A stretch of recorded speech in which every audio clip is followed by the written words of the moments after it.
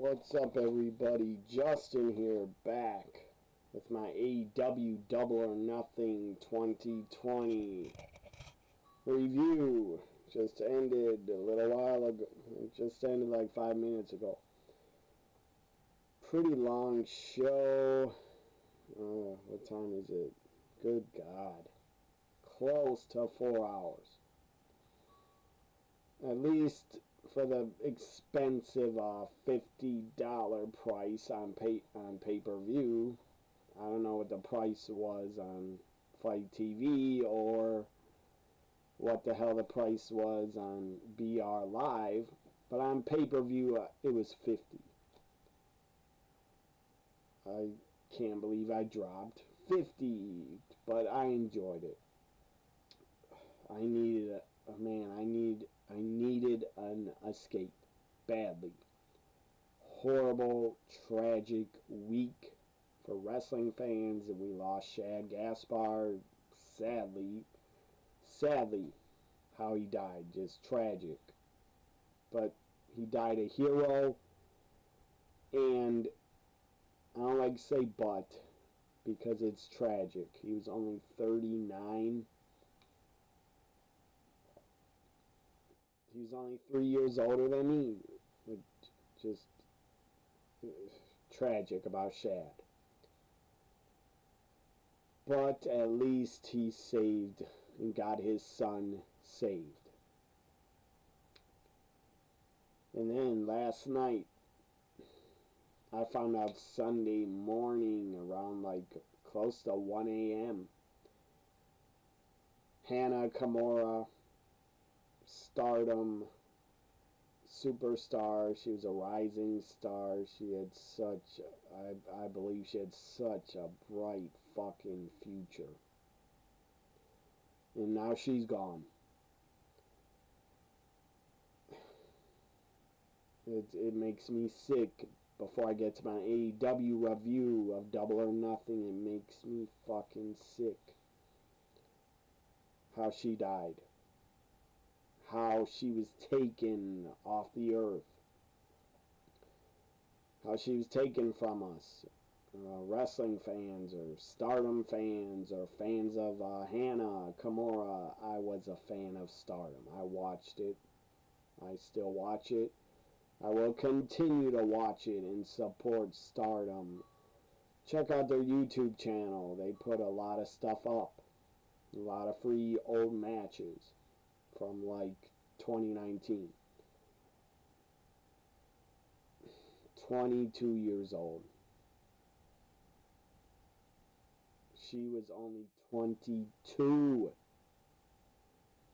And scum of the earth, absolute scum of the earth, bullied her. Sent her hate, probably every day, I don't know how much. But she's bullied online. I don't know if she's bullied on Twitter or Instagram, I don't know. But she couldn't take it anymore. She couldn't take it anymore. It broke her.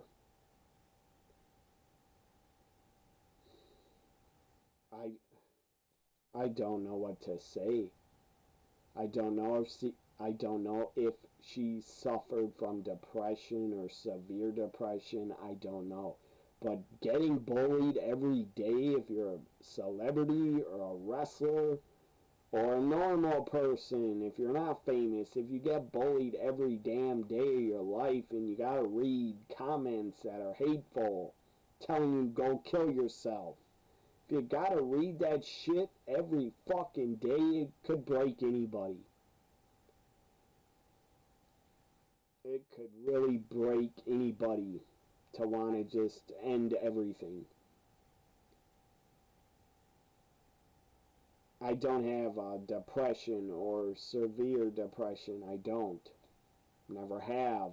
I can get depressed like anybody else. Everyone can get depressed sometimes. I mean, I'm depressed a little bit now about the state of the country and what's going on in the world with the pandemic. That will depress anybody. But that's not enough to want me to take myself out. I never would do that. If you're suffering from bullying or depression, please reach out to somebody. Call the suicide number. Call the suicide hotline. They're open 24 hours. To the scumbags, scum of the earth, pieces of shit, pieces of trash, not even human, that hated on her and bullied her, told her to kill herself.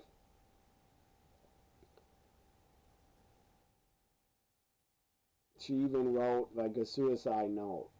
I think it was on Twitter. She put out disturbing tweets and then they were deleted. Anyways, she wrote a note saying, "I'm weak. I'm sorry." She couldn't take it anymore. It is fucking tragic.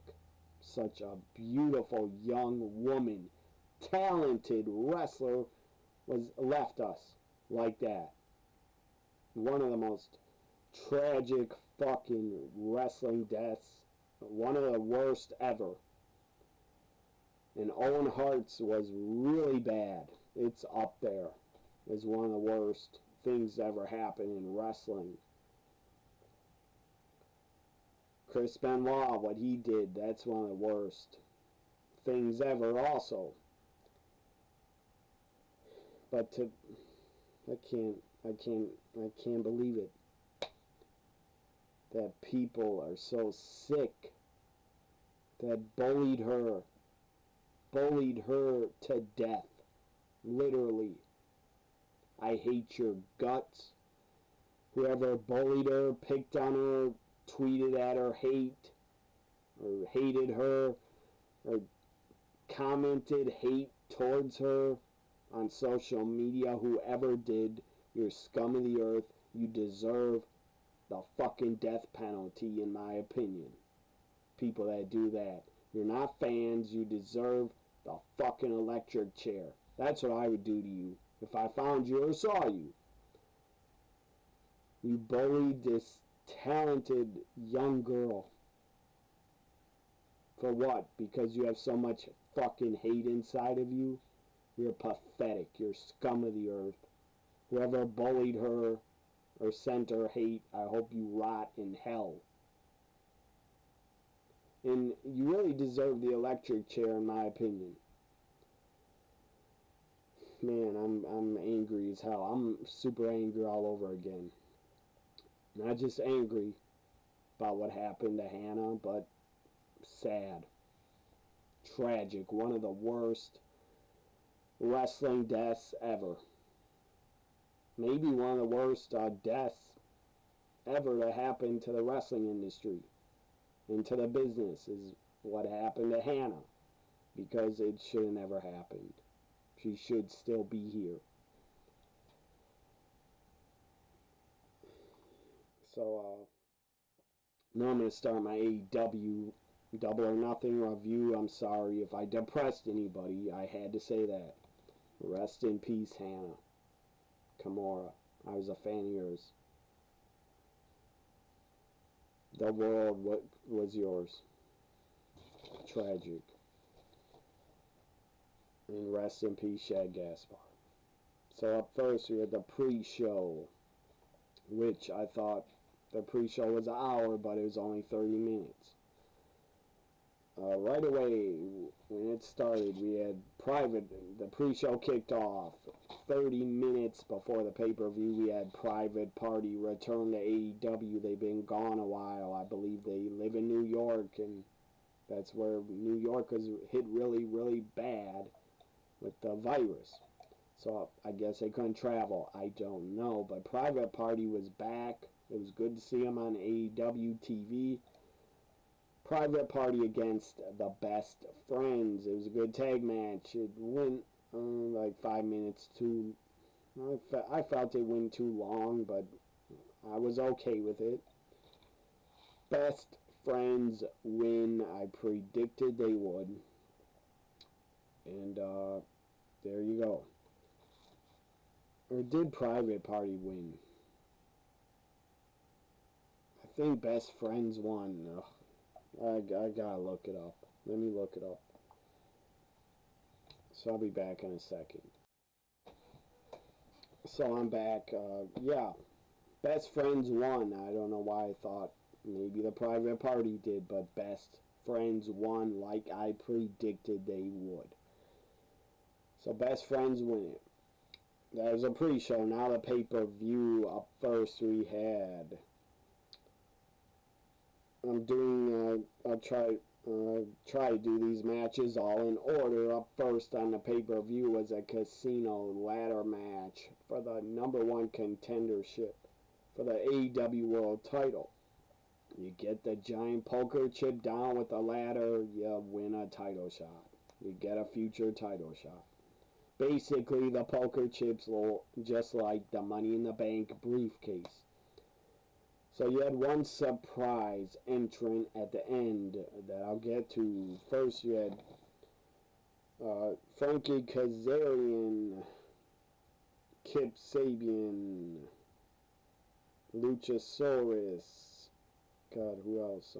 Scorpio Sky, Derby Allen, Colt Cabana, Joey Janela.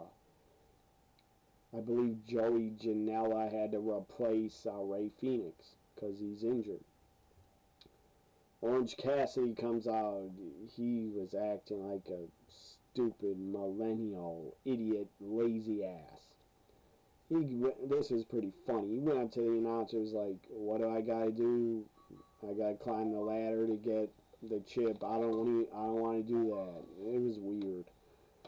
It was pretty funny though that Orange Cassidy was acting like a lazy bum, like he didn't want to do anything in the match. You gotta do something to win a title shot, you idiot. The Orange Juice Man was, at least he got his ass kicked a little. So, even if, I'm going to just say this, if you don't like Orange Cassidy, and I'm not a big fan of him, in his gimmick, if you don't like Marco Stunt, again, I'm not a fan of him, but don't send them hate and hateful comments. Don't be tweeting them hate. Don't do that. Don't do that. I don't do that to wrestlers I don't like. I don't. Bottom line, you got nothing nice to say. If you got hate, anger inside of you, if you got nothing nice to say on social media, and you hate somebody, don't say it at all. You got nothing nice to say, don't say it at all. Leave them alone. Don't be a bully. So I'm just saying, Orange Cassidy, Marco Stunt, they don't deserve to get hateful comments, so don't do it. So, yeah, Casino Ladder match was pretty good. I enjoyed it. Darby Allin, you're fucking nuts. He went up to a giant ladder with his skateboard, jumped off the ladder with his skateboard, threw another ladder through somebody, I forget who. Looks like he messed up his foot or leg or broke his ankle or something. Maybe he broke his foot. I don't know, but Darby Allin, you're insane. Quit doing all those damn high spots. Those are too damn dangerous. So the best friends come out. Marco Stunt comes out with a little tiny ladder. That was pretty funny. Was the finish? The surprise entrant, number 9. Brian Cage. That was awesome to see Brian Cage. The guy's a fucking beast. The guy's an ass kicker. Brian Cage is fucking awesome. He's a machine.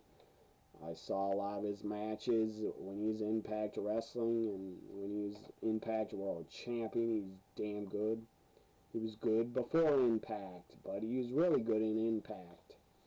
So Brian Cage also comes out with Taz. Taz is his manager or coach, I guess. I'm all for that.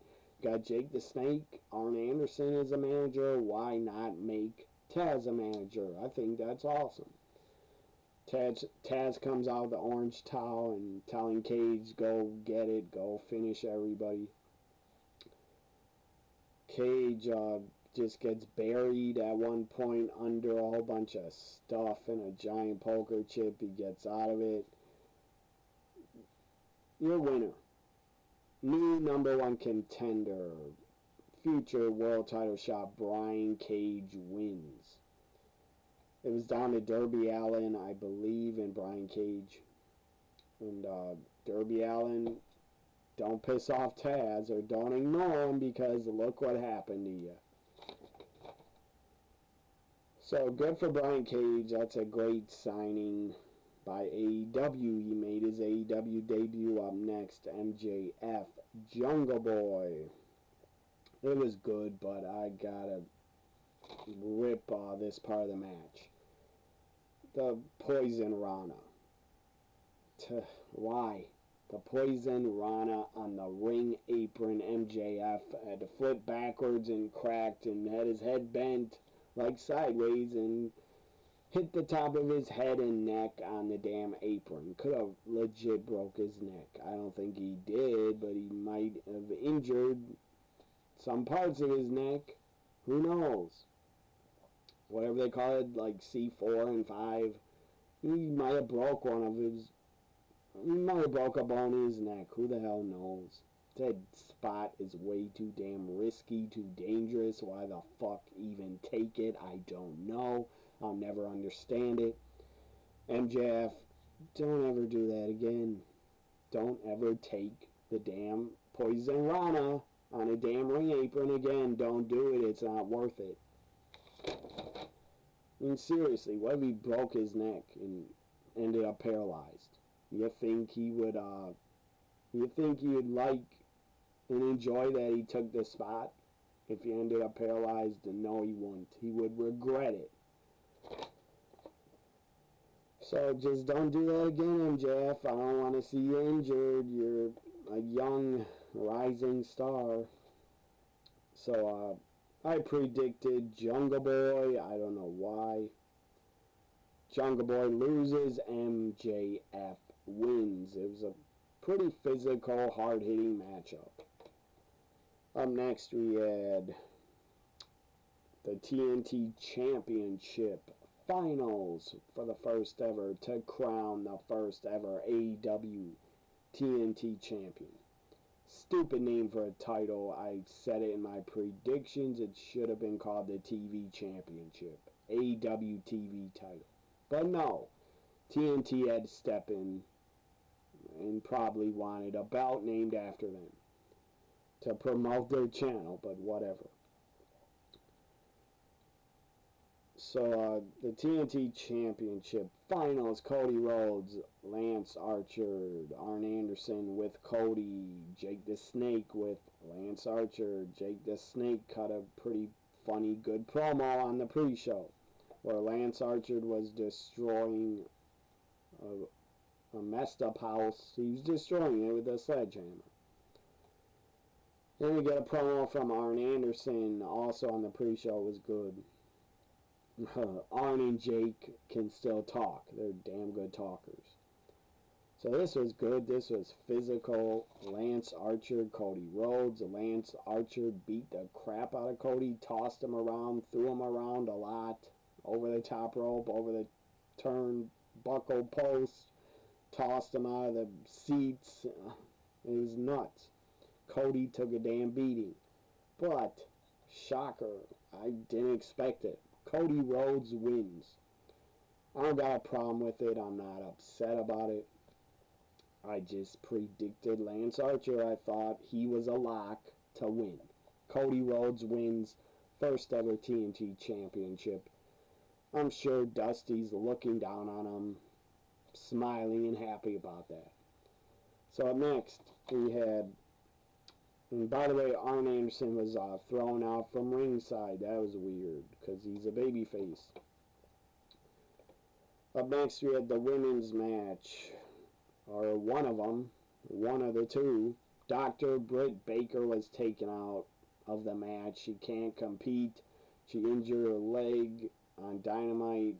That looked pretty damn nasty. I hope she's not out for a long time because I like Britt Baker. I think she's entertaining and good. I don't like her really calling herself the role model because that's Bailey, but whatever. Britt, I think, is a really good heel and a really good talker. She can get a lot of heat very easy by just talking. So Britt Baker taking out Chris Statlander took on Britt Baker's replacement, super bad, Penelope Ford.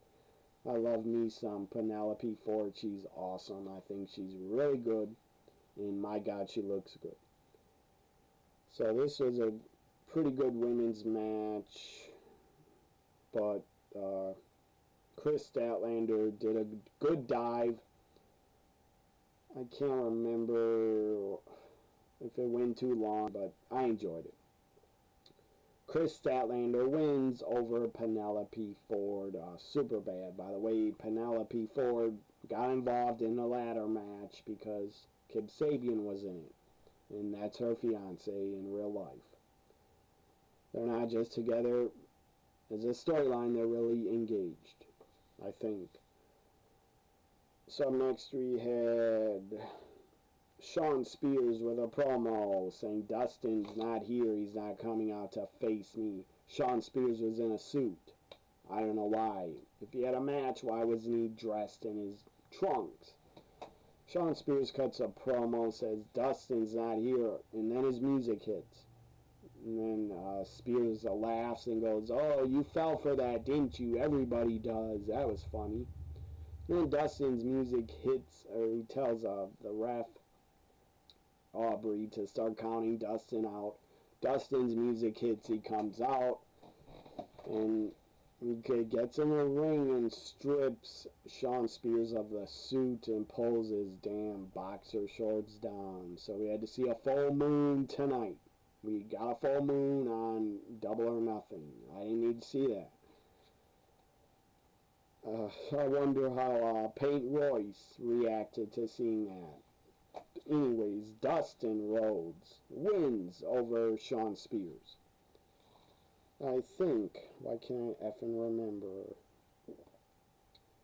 He had to, I'm pretty sure.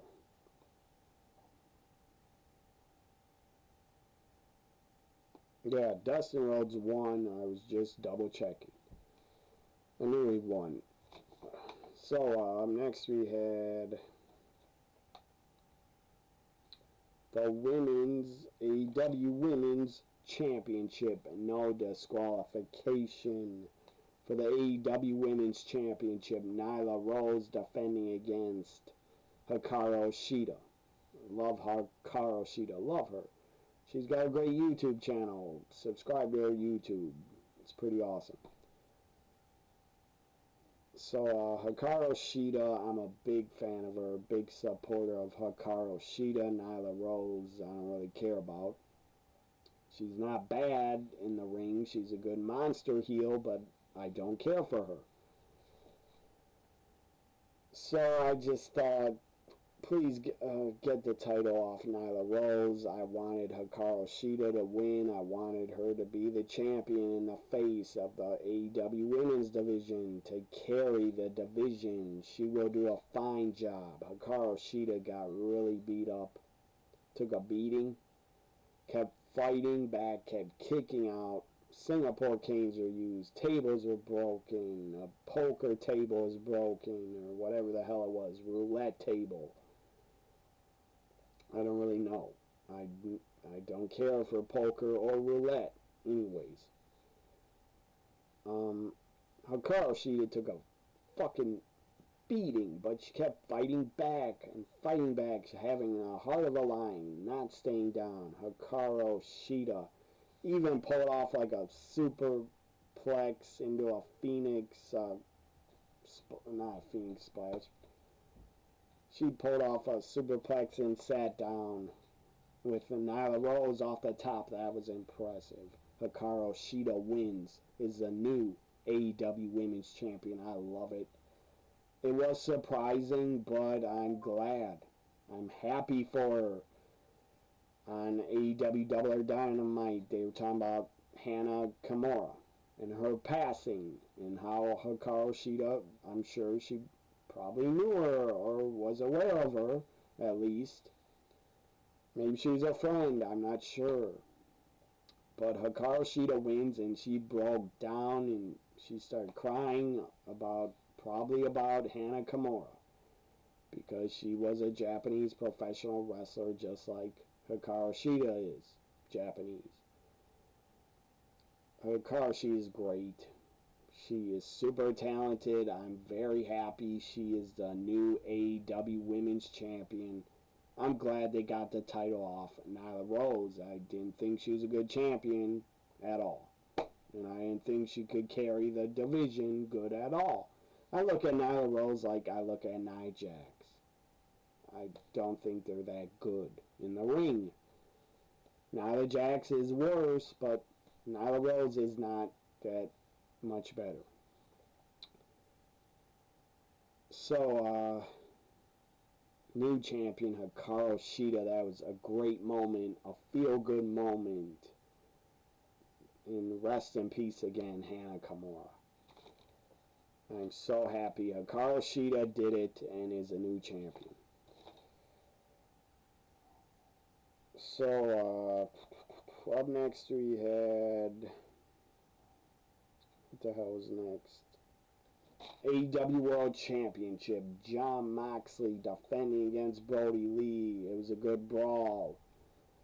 Brody Lee bled a little. And JR, I think, said at one point he was bleeding a lot. No, he wasn't. And what do you know? Moxley DDTs Brody Lee through the stage. I wonder where I've seen that before. Where have I seen that before? Taken through a stage, through the ramp. ECW did it first. Anyways, Tony Khan's a big ECW fan. That's awesome. I am too. I loved the original ECW. I was obsessed with it and I watched it religiously since early 99. And I've seen everything before that. Anyways, Tony Khan probably thought, oh yeah, that ECW spot, Heatwave 98, Taz, Bam Bam went through the ramp. It was shocking, and it was. Or Tony Khan thought about Bam Bam, Taz at Living Dangerously 98 going through the ring. That's what I thought of. When I saw them going through the ramp, I thought, that's an ECW spot. And Tony Khan probably took it from ECW and thought, let's do it. But it was okay. I was okay with it, but it is ripping off ECW because they did it first. So, I don't know. Maybe Tony Khan did that for Taz. Because Taz DDT'd Bam Bam through the ramp. So, Jon Moxley wins and retains the AEW World title. I'm glad. Because I didn't want to see Brody Lee as champion with the stupid Dark Order. The worst gimmick, worse than the Black Scorpion from WCW. That's what I think of when I think of the Dark Order. I think of Black Scorpion, only it's worse. It's a worse gimmick than the Black Scorpion ever was. I don't think the Black Scorpion character and gimmick was that bad. Not as bad as the Dark Order. Dark Order is just stupid. So, anyways, Jon Moxley wins and retains, thank God. I like Brody Lee, but he shouldn't be world champion, not yet. Maybe never. He's a really good big man, though. I just hate him with the Dark Order. So now the main event, the Stadium Stampede match. It was nuts. It was crazy. It was off the wall. They did it all. They went through the entire Jaguars football stadium. They had a ring on the 50-yard line. Jericho threw a red flag at one point to challenge The 3 count. That was hilarious. And Aubrey Edwards goes, okay, you're challenging it. She went in a tent.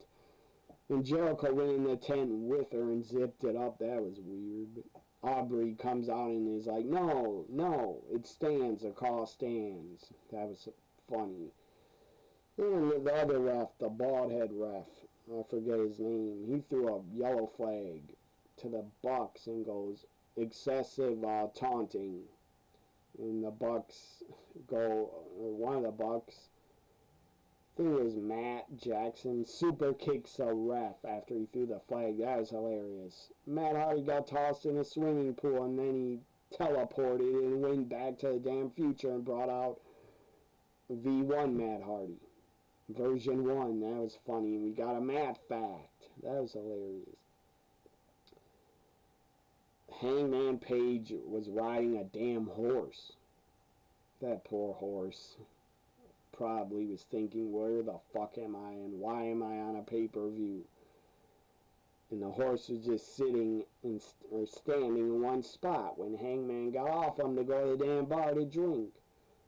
And the horse was just standing there, probably bored out of his fucking mind, thinking, why are these cameras and lights on me? And Hager beats the hell out of Hangman in the bar. Then Kenny comes and helps. It was just off the wall nuts. But I was entertained by every second of it. It did go too long. It went like 10 minutes too long, but I enjoyed it still. The Stadium Stampede, bottom line, my final thought, it entertained me. Just like the Money in the Bank at the corporate headquarters entertained me. So AEW Double or Nothing, my review is in the books. By the way, the Elite won the Stadium Stampede. Let me go to my Twitter poll for a minute and give you my Double or Nothing poll results. Where I asked grade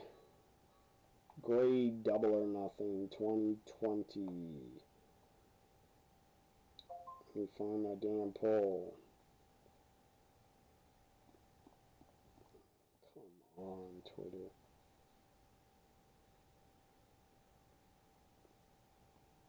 So here it is. Grade tonight's AEW Double or Nothing pay-per-view. 88% gave it a A-.